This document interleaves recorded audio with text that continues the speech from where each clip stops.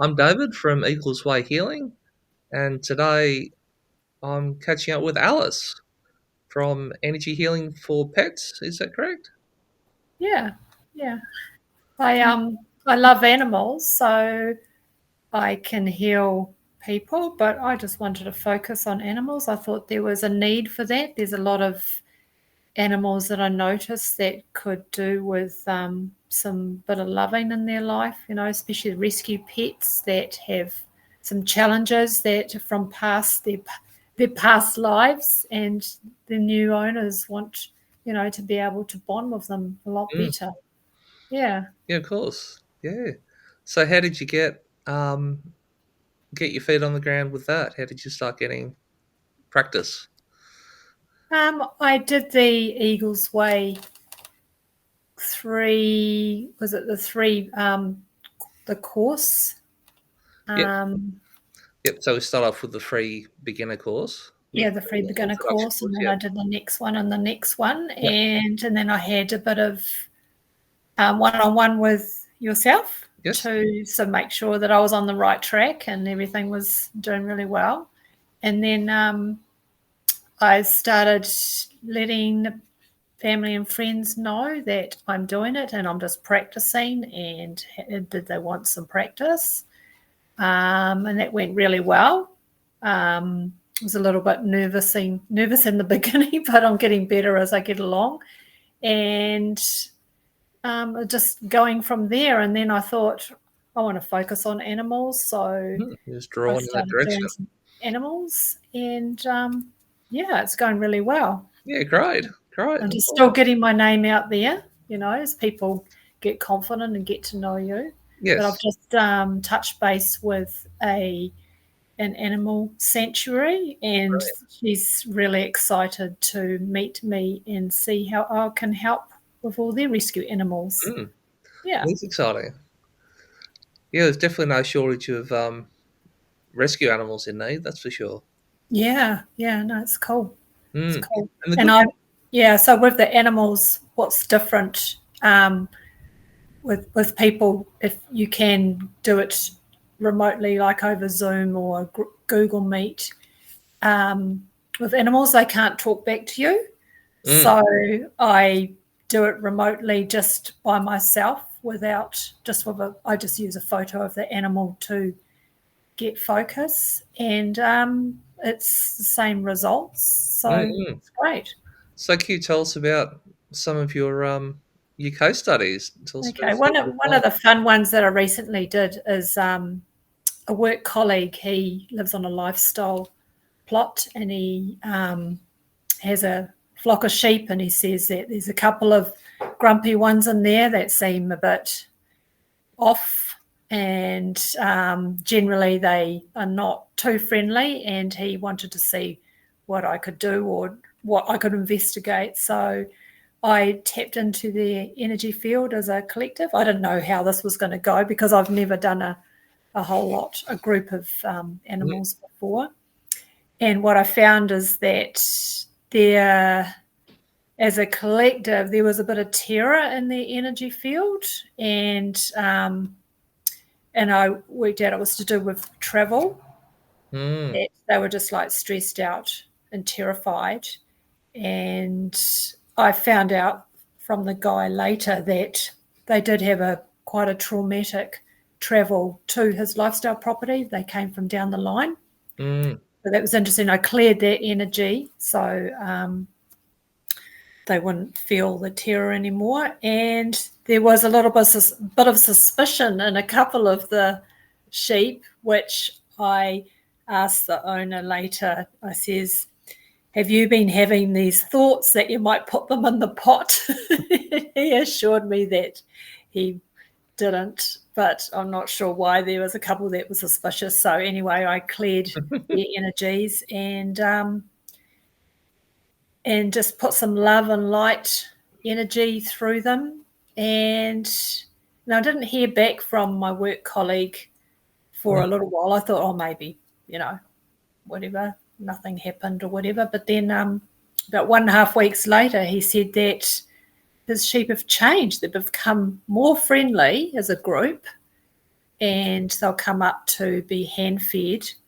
And Mm. also that when he wants to sort of herd them into a pen, it's very easy, and he's never, ever been able to do that before. Mm. They'd scatter, and some of them would be suspicious. So Yeah, I was really delighted to hear that. yeah, great. Yeah. Awesome feedback. Yeah, so every time I get feedback like that, it just makes me, want to help more and more animals. Yes, yeah, Yeah. reinforces what you're doing. Yeah. That's brilliant. And another story, I haven't, this is very recent, I haven't had the feedback yet, but a lady that I met, she's got a cat that she's had for many years. She's quite a loud lady, and her young children are quite loud, and her husband's not so loud. And that's all relevant to what I discovered. And this cat just never comes inside, and it just hides away, and it will only come in late at night when her husband is on his own in the lounge. Mm. And the cat's just absolutely terrified. So I did an energy clearing healing session for the cat.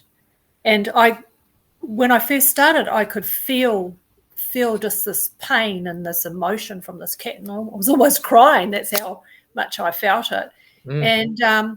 And then through the session, I realised that the cat actually has got a hearing problem and is very, very sensitive with her ears. So, and that just made sense, screaming kids, loud mum, Mm. Mm. only comes in when there's a quiet dad on the couch. Yeah, yeah. So I've left that.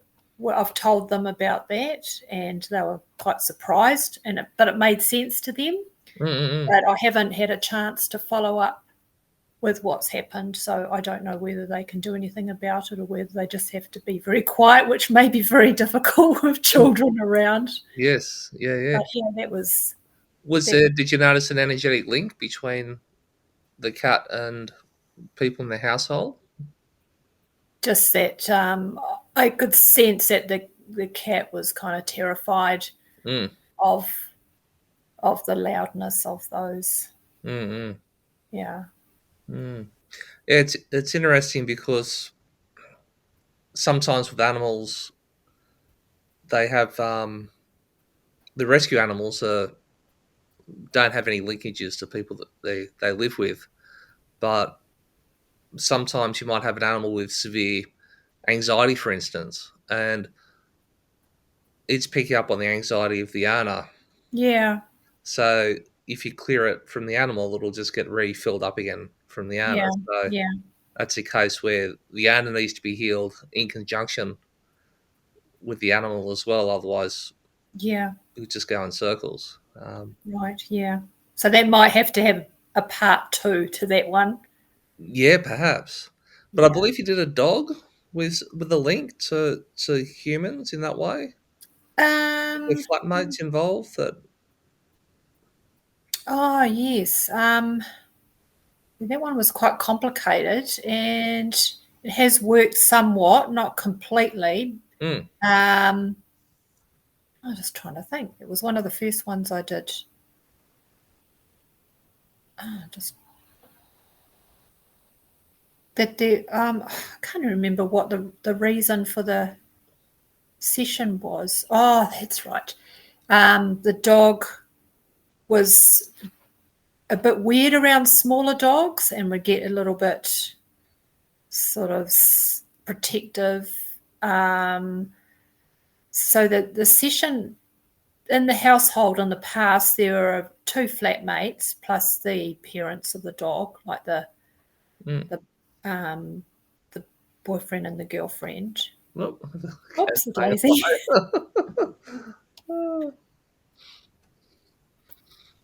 Did you want me to keep going? Oh, yeah, that's right. Okay, hang on for that. Okay. Sorry, interrupted by the cat. Yeah. So there was issues with just the whole dynamics of the house, and it's a little bit tricky when the flatmates have gone. I suppose I did clear it a little bit, that because the flatmates had moved out, so I was able to clear that because that was a past thing. Yeah, it's interesting with dogs. Sometimes dogs seem to absorb the energies of the owners quite a lot, and I think in some cases they help process the owner's trauma.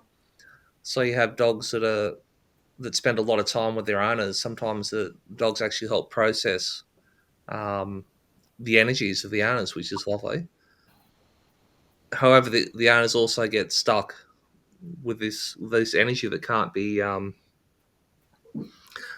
shifted because have this like symbiotic relationship with the dog.